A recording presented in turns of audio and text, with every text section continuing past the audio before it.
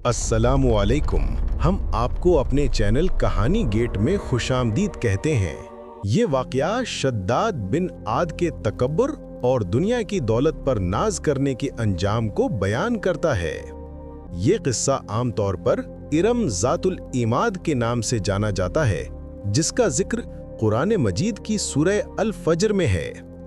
शद्दाद बिन आद कौम आद का बादशाह था। वो निहायत ताकतवर, जालिम और सरकश हुक्मरान था। शद्दाद काफिर यानी न मानने वाला था और अल्लाह की वहदानियत और अंबिया की तालीमात को तस्लीम नहीं करता था। अल्लाह ताला ने इसी कौम की तरफ हज़रत हूद अलैहिस्सलाम को नबी बनाकर भेजा, जिन्होंने लोगों को इबादत इलाही की दावत दी। शद्दाद को अपनी सल्तनत, कुव्वत और दौलत पर बेइंतहा गुरूर था। जब हज़रत हूद अलैहिस्सलाम ने शद्दाद और उसके दरबारियों को आखिरत की असली जन्नत की खूबियाँ, उसकी नेमतों और उसमें मौजूद सोने चांदी के महलात का हाल सुनाया, शद्दाद ने एरोगेंस से कहा कि अगर अल्लाह ऐसी जन्नत बना सकता है तो वो भी ज़मीन पर इससे बेहतर या इसके जैसी जन्नत बनाकर दिखा सकता है।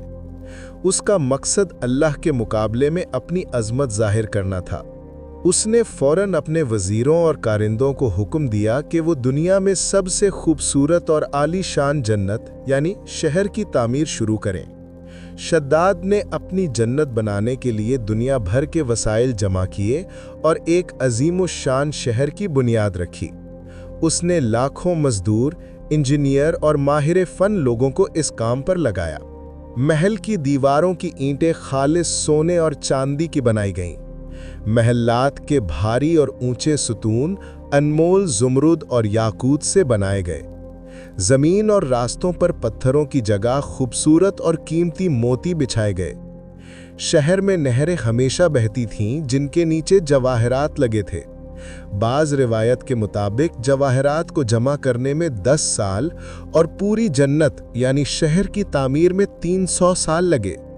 ये शहर इरम ज़मीन के किसी दूर दराज सहराई इलाके में बनाया गया था। जब तामीर मुकम्मल हो गई और शद्दाद की उम्र तकरीबन 900 साल थी, तो वो अपने वज़ीरों और लश्कर के साथ अपनी बनाई हुई जन्नत में दाखिल होने के लिए रवाना हुआ। वो मंजिल के इतना करीब था कि सिर्फ एक दिन और एक रात का सफ़र बाकी था, यानी उसने अभी अपनी जन्नत का पहला कदम भी अंदर नहीं रखा था। उसी वक्त अल्लाह का अजाब नाजिल हुआ। आसमान से एक निहायत खौफनाक और शदीद आवाज़ सईका आई। इस आवाज़ की शिद्दत से शद्दाद और उसके साथियों की रूहें उसी वक्त परवाज़ कर गई। वो सब वहीं हलाक हो गए। शद्दाद अपनी खुद साख्ता जन्नत में दाखिल होने से पहले ही फना हो गया। रिवायत है कि सदियों बाद एक शख्स अब्दुल्ला बिन क़लबा या अब्दुल्ला बिन अबू क़लबा अदन के सहरा में अपना गुमशुदा ऊंट ढूंढते हुए इस शहर तक पहुंचा। उसने देखा कि वो शहर बिल्कुल तन्हा, आबाद मगर इंसानों से खाली था।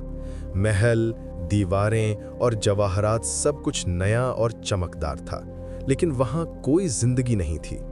उसने खौफजदा होकर वहाँ से ज़मीन पर बिखरे हुए कुछ छोटे मोती, खुशबू और ज़ाफ़रान के टुकड़े उठाए और वापस लौट गया। जब उसने ये वाक़या लोगों को बताया तो पहले किसी ने यकीन नहीं किया, लेकिन ये चीज़ें उस वाक़ये की गवाही दें। शद्दाद का वाक़या हमें ये सबक देता है कि दुनिया की दौलत, ताकत और शानो शौकत सब फना होने वाली चीज़ें हैं। तकब्बुर का अंजाम हमेशा बुरा होता है।